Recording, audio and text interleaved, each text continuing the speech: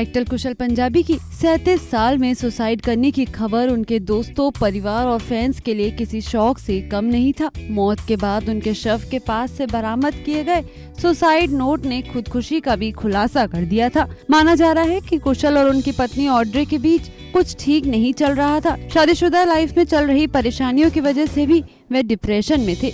अब ताज़ा रिपोर्ट के मुताबिक कुशल मौत के कुछ दिन पहले शायद अपनी पत्नी और बेटे से मिलने चीन स्थित शंघाई गए थे। यहीं से बात बिगड़ी और उन्होंने सुसाइड कर लिया। स्पॉट बॉय की माने तो कुशल कुछ दिनों पहले शंघाई गए थे। पुलिस ने बताया कि कुशल के दोस्त चेतन हंसराज ने उन्हें बताया कि कुशल 22 दिसंबर को पत्नी को मनाने शंघाई गए थे। वे चाहते थे कि उनकी पत्नी और परिवार लंदन से रिलोकेट हो जाए।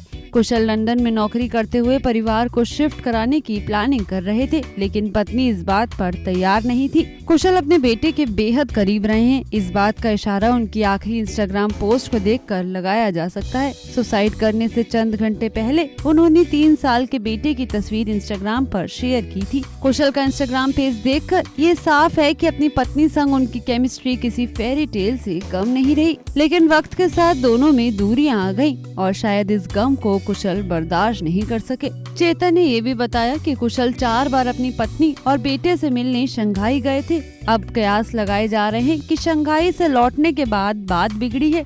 इसके बाद ही कुशल ने सुसाइड जैसा बड़ा कदम उठाया है। बता दें, ऑड्रे शंघाई में 2017 से अपना बिजनेस संभाल रही हैं, जहां वे बेटे कियान के साथ रहती हैं। यह भी खबर है कि कुशल बिना किसी को बताए शंघाई गए थे। उनके दोस्तों को कुशल के शंघाई विजिट के बारे में कुछ नहीं पता था। इसके अलावा उन्होंने पत्नी संग चल रहे मनमुटाव के बारे में भी कुछ ही लोगों को बताया था।